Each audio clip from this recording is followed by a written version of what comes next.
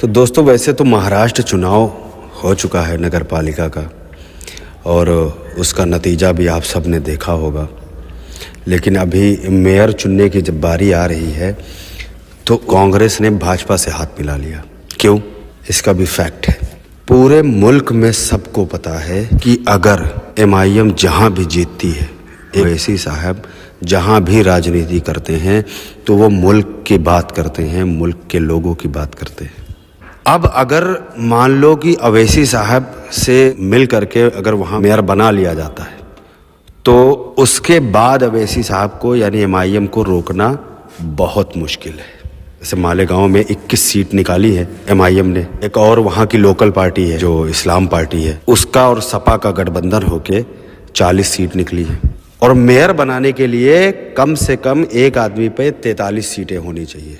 अब ये जान लो कि अगर ओवैसी साहब को गठबंधन में ले लिया गया तो फिर जितने भी सेकुलर पार्टियां हैं जो मुसलमानों के रहनुमा बने बैठे हैं और मुसलमानों की वोट से अपनी सत्ता की कुर्सी बनाते आए हैं आज तक, उन सब की कुर्सी खतरे में आ जाएगी। इसलिए कांग्रेस ने क्या किया कि भाजपा से हाथ मिलाकर वहां पर अपना मेयर चुनने की साजिश रची है। तो देख रहे हो अब्दुल, ये साजिशें हो रही हैं तुम्हारे खिलाफ। जिसे तुम सेकुलर कहते हो, अपना रहनुमा समझते हो, वो तुम्हारे नाम की रोटी सेकता है।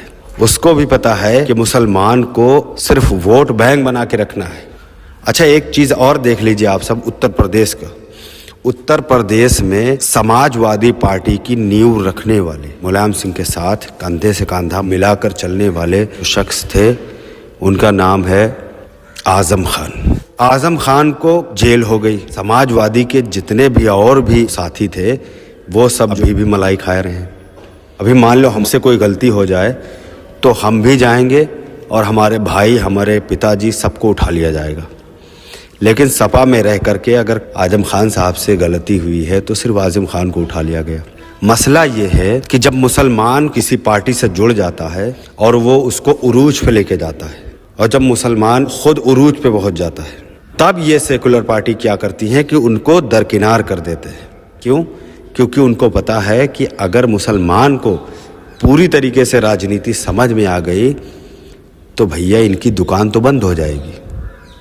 तो भैया अब्दुल, ये जो सेकुलरवादी का तुम ठिकरा फोड़ते रहते हो, इससे बाज आ जाओ, क्योंकि तुम्हारी आंखें बंद हैं, क्योंकि तुम्हें आ रहा होगा पैसा। और मुसलमानों को अब हिंदुस्तान के अंदर सियासत में हिस्सेदारी चाहिए।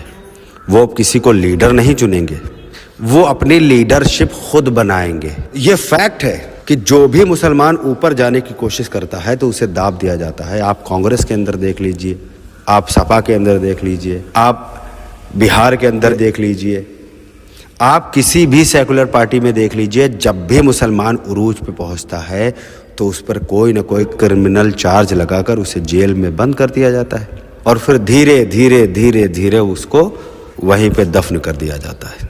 तो मेरे दोस्त, ये जो सेकुलरवादी है जिसे तुम रहनुमा समझते हो, ये कोई रहनुमा नहीं है। ये तुम्हारे नाम पे सिर्फ अपनी रोटियां बना रहे हैं, अपनी सत्ता चमकाने के लिए तुम्हारा नाम यूज करते हैं। जब बात आई मुसलमान मेयर बनाने की तो कांग्रेस यानी सेकुलर पार्टी ने MIM को पीछे करने के लिए भाजपा से हाथ मिला लेती है। और आप कहते हो कि ये सेकुलर है। आप अपनी सेकुलरवादी जो है अपने पास रखिए। आप हमेशा तलवे चाटते आए हैं, आप तलवे ही चाटते रहोगे। अगर आज तुम नहीं संभले तो ये नस्लों तक तुम्हारी जाएगा। और देखना किस तरह से तुम्हारे औलादें जो होंगी वो गुलाम पैदा होती रहेंगी। तो भैया, जिन भाई को हमारी ये वीडियो पसंद आई, इस वीडियो को ज़्यादा से ज़्यादा शेयर करो और पहुंचाओ ऐसे दोगलों के पास जो कहते हैं कि हमें हिंदुस्तान के अंदर लीडरशिप की ज़रूरत नहीं है, हम किसी सेकुलर पार्टी की सपोर्ट करते रहेंगे। खुदा हाफिज़। मिलते हैं आप सबको नेक्स्ट वीडियो में।